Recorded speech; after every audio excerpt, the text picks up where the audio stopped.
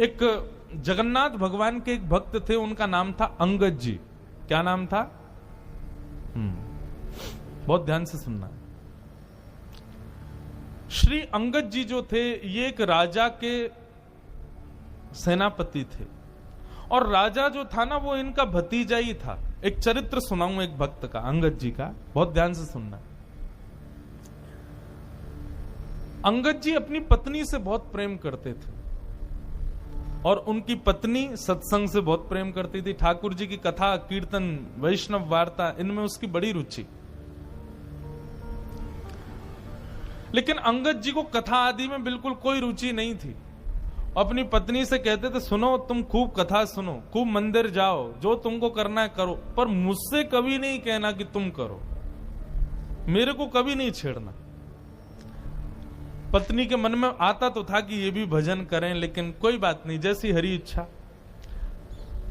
अंगद जी रोज शाम को आते, पत्नी के पास बैठते, खूब प्रेम करते थे अपनी पत्नी से। एक दिन एकादशी का दिन था, आज एकादशी है। एकादशी का दिन बड़ा महत्वपूर्ण माना जाता है। एकादशी के दिन अंगद जी की पत्नी ने कुछ संतों को अपने घर बुलाया और सत्संग होने लगा घर में। प्रवचन ऐसे ही घर में बैठ के सब करने लगे। शाम को अंगद जी जब लौट करके आए, उन्होंने देखा घर में तो आज अलग ही रौनक है, इतनी सारी भीड़ आ रखी है, सब लोग नाच रहे हैं, गा रहे हैं, कीर्तन कर रहे हैं, कथा सुन रहे हैं। अंगद जी को बड़ा गुस्सा आया। मेरी आज्ञा के बिना मेरे ही घर में प्रवचन हो रहा है, मेरे ही घर में सत्संग चल रहा है, अरे कभी रोका तुमको कहीं जाने से? खूब जाओ, बाहर जाके कितना भी कथा सुनो, घर में क्यों करवा रही हो? अंगद जी ने जाकर के व्यासपीठ पर वैसे व्यास जी का अपमान कर दिया। बोले कि आपसे हाथ जोड़ के विनती है, तुरंत चले जाइए, ये मेरा घर है, मेरी अनुमति के बिना आप यहां कैसे आए? और सब लोगों से भी कहा, आप सबसे भी हाथ जोड़ के प्रार्थना, यहां से चले जाइए, ये कोई आश्रम नहीं है, घर है मेरा, चलिए निकलिए यहां से बाहर। पत्नी बोली, अरे सत्संग चल रहा है, अभी तो ऐसा मत करो। अंगद जी ने किसी की नहीं मानी, सबको भगा दिया। पत्नी को बहुत बुरा लगा। उसने मन में विचार किया, जो हरि का नहीं है उसको मैं अपना पति कैसे मान सकती? तजोरे मन, कल हमने ये पंक्ति गाई थी ना, हरि विमुखन को संग। कई लोग मुझको इस बात पर कह देते हैं, महाराज जी आप क्या शिक्षा दे रहे हो लोगों को? क्या ऐसे पति को छोड़ दें, पत्नी को छोड़ दें? तो इस प्रकार से तो गृह कलेश हो जाएगा। भैया देखो, एक बात आपको बताऊं, मानव का स्वभाव है, वो शरीर से यदि किसी को स्वीकार कर रहा है तो वो स्वीकार्य नहीं है, मन से स्वीकार करे वो स्वीकार्य माना जाता है। हम शरीर से किसी को अपना मानते हैं तो वहां पर हमारा संबंध पुष्ट नहीं होता। संबंध की पुष्टि तो हृदय से होती है, हृदय से आप उसको मानते हो कि नहीं। और कोई व्यक्ति यदि शरीर से ना भी हो, हृदय से यदि आप उसको स्वीकार कर चुके तो निश्चित है आपका संबंध पक्का है।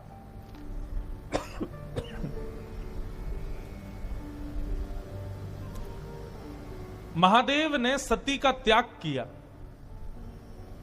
लेकिन ऐसा नहीं कि सती को कैलाश से ही कह दिया हो कि आप चली जाओ अपने मायके में जाकर करो ना। बस मानस जी में गोस्वामी जी कहते हैं, बगल में जो आसन लगाते थे उसको सामने लगा दिया, बस इतना ही त्याग किया। और ये त्याग किसका था? शरीर का त्याग नहीं था, हृदय से त्याग था। तो इसलिए भैया, यदि ऐसे लोग परिवार में हैं, ऐसे लोग मित्र हैं, ऐसे लोग ऑफिस में काम करते हैं जो भगवत संबंध नहीं रखते, उनका शरीर से त्याग नहीं करना है, मन से त्याग करना, मन से कभी उनको स्वीकार नहीं करना है। अंगद जी की पत्नी ने आज अपने पति का हृदय से त्याग कर दिया और घूंघट कर लिया और कहा कि अब आज के बाद मृत्यु पर्यंत मैं आपको अपना मुख नहीं दिखाऊंगी, ना आपका मुख देखूंगी। आपकी पत्नी हूं, आपके संगी रहूंगी, आपकी सेवा करूंगी, पातिव्रत धर्म का पालन करूंगी, लेकिन हृदय में आपके लिए कोई स्थान नहीं आज के बाद। अंगद जी की पत्नी अब तो घूंघट करके रहती है, अंगद जी ने मुंह ही नहीं दिखाती अपना अंगद जी को। 1 महीना 2 महीना 6 महीने बीत गए महाराज। अंगद जी बड़े उदास, बहुत प्रेम करते थे अपनी पत्नी से। अब तो कार्य में भी मन नहीं लगता। एक दिन ऐसी घोड़े पर बैठ करके कहीं जा रहे थे, तो चलते चलते उन्होंने देखा कहीं कथा चल रही है। मन में आया इसी कथा ने ही मेरा घर बर्बाद करवा दिया, इसी की वजह से सब खराब हुआ। 2-3 दिन बाद फिर से निकले तो फिर कथा चल रही थी, तो मन में आया कि ये कथा में ऐसा होता क्या है जो मेरी पत्नी को इतना प्रिय लगता है, चल के सुनूं। अंगद जी आकर के पीछे उदास हताश तो बैठे ही थे, घर में मन लगता नहीं है, आके बैठ गए। कथा में बंधुओं 3 प्रकार के लोग आते हैं। पहले आमंत्रित लोग, जिनको निमंत्रण दिया गया है कि भैया हमारे घर में कथा है, आपको आना है। दूसरे वैष्णव कथा प्रिय लोग, उनको बस पता चल जाए कथा कहां हो रही है, वो ये विचार नहीं करेंगे दूरी कितनी, समय कितना लगेगा, कहां क्या, निमंत्रण की भी अभिलाषा नहीं, बस पता चल जाए कथा कहां है, वो पहुंच जाते हैं। और तीसरे संसार के मारे दुखियारे लोग, जिनको घर में या व्यापार में कहीं भी कुछ मिल नहीं रहा है, बड़े उदास अपने जीवन में जी रहे हैं, वो आके कथा में बैठते हैं। तो ऐसे ही अंगद जी आकर के बैठ गए। अंगद जी आकर के बैठे तो निश्चित कथा सुनते सुनते उनके हृदय को बड़ी शांति सी मिली। बंधु एक बात बताऊं, गीता में भगवान अर्जुन से एक बात कहते हैं। अर्जुन ने कहा कि नाथ, व्यक्ति सुख की प्राप्ति के लिए इतनी मेहनत करता है तो उसको सुख मिलता क्यों नहीं है? भगवान ने कहा डेस्टिनेशन गलत चुनी है मानव ने, सुख नहीं। हमने डेस्टिनेशन ही गलत चुन रखी है। हर कार्य के पीछे हम चाहते क्या है? सुख मिले। भगवान कहते हैं इसको बदलो, सुख नहीं शांति मिले। शांति की भावना से कर्म करो, शांति की भावना से क्रिया करो। हम क्या करते हैं? हमको सुख मिले, ऐसा करूं इतना मिल जाएगा, ये करूंगा वो करूंगा, ऐसा बनाऊंगा, ऐसे बैठा करूंगा, ऐसा कमरा, ऐसे सोफे, ऐसा, ऐसी पत्नी, ऐसी गाड़ी, ये सब सुख जन्य हम लोग कर्म करते हैं और वही सुख हमको नहीं मिलता। फिर आप अपने क्रिया के पीछे उद्देश्य शांति रखो, भगवान कहते हैं तब मानव प्रसन्न रहेगा। क्योंकि अर्जुन, सुख की भी एक लिमिट होती है, उससे ज्यादा यदि मिल जाए तो व्यक्ति दुखी हो जाता है। आपके गुजरात में श्रीखंड मुझे बड़ा प्रिय है। मैं द्वारिका, मैं अहमदाबाद तो मेरी पहली बार कथा और गुजरात में मेरी दूसरी कथा है। ये श्रीमद् भागवत की पहली कथा हमने की द्वारिका में और आज 7 साल बाद दूसरी कथा कर रहे हैं अहमदाबाद में। बाकी बीच में 2 दिन 4 दिन के सत्संग तो हुए हैं कई बार, पर सप्ताह कथा दूसरी बार हो रही है। तो मैं जब भी गुजरात आता हूं तो श्रीखंड मुझे बड़ा प्रिय है। लेकिन आप एक कटोरी खिला दो, मन भर जाएगा। दूसरी कटोरी दोगे तो मैं भाग जाऊंगा। आप कहोगे महाराज जी आपको बड़ा प्रिय, खाओ ना। अरे कैसे? मुझे याद नहीं है, लेकिन फिजिक्स में हम लोग जब स्कूल में पढ़ते थे तो एक चैप्टर पढ़ाया गया था, उसमें यही बात थी। जब भागवत पढ़ी तो हमको और ज्यादा क्लियर हुई कि कोई भी वस्तु का अति सेव्य जब हम करते हैं तो वही वस्तु हमको कष्टदायी लगने लगती है। रसगुल्ला यदि पसंद है तो 1 2 3 4 5 खा लो, 6वां रसगुल्ला देखते ही वमन हो जाएगा। संसार की हर वस्तु ऐसी है। तो अर्जुन, सुख नहीं शांति को रखो। किसी भी क्रिया को करने के पीछे उद्देश्य क्या हो? मुझे शांति मिले, तब देखो कर्म करके कैसा सुख मिलेगा। तो कथा में सुख मिलता है लोगों को। यहां पर आप मौन अवस्था में बैठे हो, एक ही आसन पर बैठे हो, ना पानी पी रहे हो ना चाय पी रहे हो। 4 घंटे आदमी बिना चाय कैसे रहे, बिना खाए कैसे रहे, लेकिन यहां रह रहे हो। क्यों? शांति मिल रही है। सुख नहीं, शांति। अंगद जी को बड़ी शांति मिली। अब तो अंगद जी ने नियम बना लिया, रोज जाते थे कथा सुनने। 7वें दिन कथा पूरी हो गई। अंगद जी जैसे ही आए तो देखा कोई भी नहीं था। किसी से पूछा, भैया आज कथा नहीं होगी? बोले 7 ही दिन की होती है, कल हो गई पूरी, आज तो चले गए व्यास जी। बोले कहाँ चले गए? बोले दूसरी कथा करने। बोले कहाँ हो रही है उनकी कथा? बोले उस गांव में हो रही है। अंगद जी दौड़ गए, उस गांव में पहुंचे, वहां जाके सुने। अब तो ऐसा चस्का लगा अंगद जी को, जहां भी कथा होती अंगद जी जाते। एक दिन उन्हीं के नगर में कथा हो रही थी, अंगद जी इधर बैठे थे और उनकी पत्नी थोड़ी दूर बैठी थी। दोनों को ही नहीं पता कि दोनों कथा में बैठे। व्यास जी ने जैसे कीर्तन गाया, अंगद जी के नेत्रों से अविरल अश्रुधार ऊर्ध्वबाहु होकर के नृत्य करने लगे आनंद से। तभी पत्नी की दृष्टि गई, ये कौन नाच रहा है? अरे ये तो अंगद जी हमारे पतिदेव हैं। तभी मैं कहूं कुछ समय से ये पहले तो बड़े दुखी रहते थे कि मैं मुख नहीं दिखाती, कुछ समय से बड़े प्रसन्न रहते हैं, मुझसे ज्यादा बात भी नहीं करते, अपनी सेवा पूजा भी करने लग गए हैं और बड़ा सामान्य सा बड़ा सुखमय जीवन जी रहे हैं। मैं सोच तो रही थी बदलाव कैसे आ गया, ये कथा सुनते हैं। आज शाम को कथा के बाद जैसे ही अंगद जी घर लौट करके आए, पत्नी ने अपना घूंघट ऊपर कर ली। अंगद जी बोले, अरे देवी मैं आ गया हूं, घूंघट नीचे कर लो। बोले नहीं नहीं, अब तो घूंघट नहीं करना। क्यों?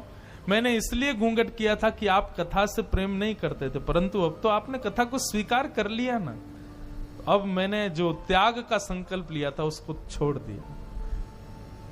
अंगद जी बोले, वो बात तो ठीक है, लेकिन मैं तुमको सत्य बताऊं, जब से मैंने कथा सुनना प्रारंभ किया ना, मुझे पहले तुम्हारे रूप में बड़ी आसक्ति थी, पर अब मुझे वो आसक्ति नहीं है। अब तो मुझे बस एक ही अभिलाषा, मेरे जगन्नाथ मुझे कब दिखेंगे, मेरे द्वारिकाधीश उनके रूप माधुरी का दर्शन मुझे कब होगा। ऐसा अंगद जी का जीवन। बंधुओं, अंगद जी ने अपनी पत्नी से कहा, देवी अब हम दोनों वैष्णव हो गए, चलो हम जगन्नाथपुरी दर्शन करने चलेंगे। लेकिन अभी अभी सुना है कि एक बहुत बड़े युद्ध के लिए राजा के साथ मुझे जाना है, युद्ध से जब वापस आ जाएंगे फिर हम जगन्नाथपुरी चलेंगे। ठीक है। युद्ध में अंगद जी गए, जाकर के युद्ध किया। युद्ध का नियम होता था, जो राजा हारता था उसका सारा धन हड़प लिया जाता था और जीतने वाले राजा को दे दिया जाता था।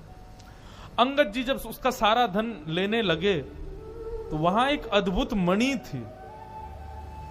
उस मणि को देख करके अंगद जी बड़े प्रसन्न हो गए। बोले, बड़ी सुंदर मणि है, मुझे ठाकुर जी को कुछ निवेदित करना है, ठाकुर जी को मैं जगन्नाथपुरी जाऊंगा, कुछ देना है। कोई बात नहीं, मैं ये मणि अपने संग ले जाता हूं, ये ठाकुर जी को दे दूंगा। और उस मणि को अंगद जी ने अपनी पगड़ी में छुपा लिया।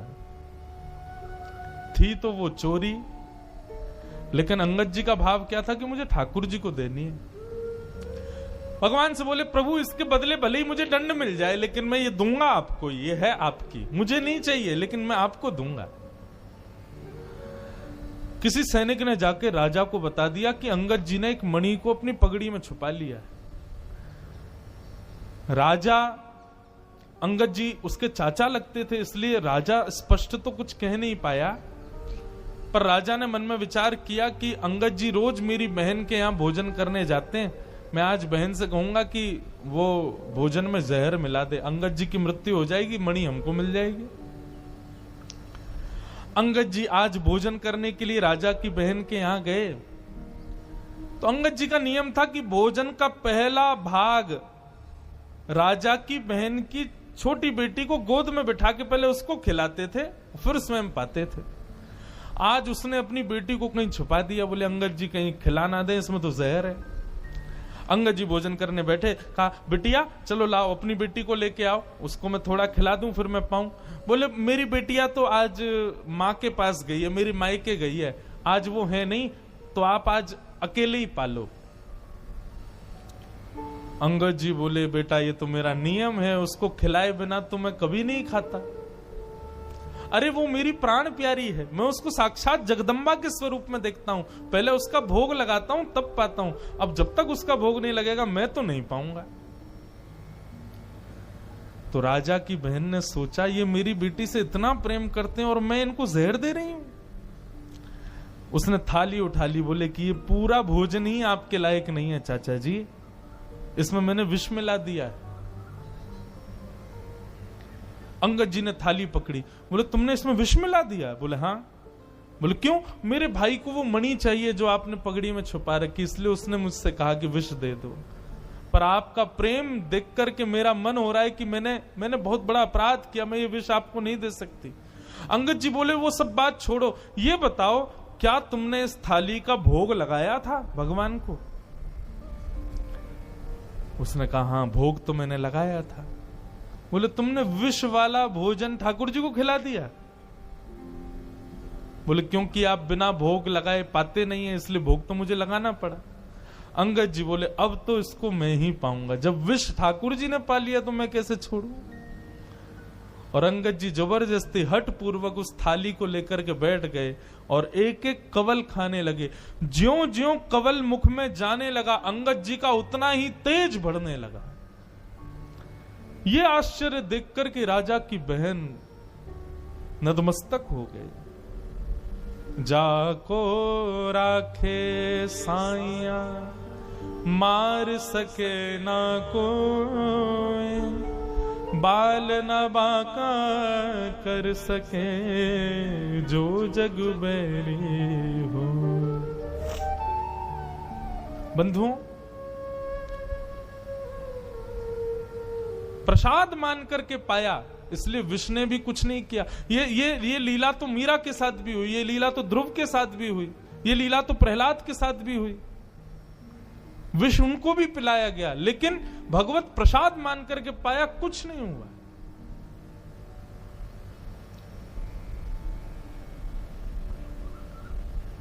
अंगद जी महाराज अपनी पत्नी से जाके बोले देवी अब हमको विलंब नहीं करना चाहिए, क्योंकि राजा मेरे पीछे पड़ गया है, वो कभी भी मेरा वध कर सकता है। मेरा वध कर दे मुझे चिंता नहीं, पर मुझे जगन्नाथ जी को एक बार देखना है। और रात्रि में ही अंगद जी अपनी पत्नी के साथ जगन्नाथपुरी के लिए निकल गए। राजा को किसी दूत ने जाकर के रात्रि में खबर कर दी, बोले अंगद जी निकल गए हैं महाराज। बहुत ध्यान से सुनिएगा, बहुत सुंदर कथा है। आज बहुत दिन बाद में अंगद जी का पूरा चरित्र पता नहीं क्यों सुना रहा हूं। हमारे पूज्य नाना जी भागवत के वक्ता थे, वो कहते थे कि कभी अनायास किसी भक्त का भाव कथा कहते कहते आ जाए तो यही समझना चाहिए लाला कि वो भक्त उस कथा में पधारे हैं, वो भक्त अपनी उपस्थिति दर्ज करा रहे हैं, इसलिए व्यासपीठ से बुलवा रहे हैं।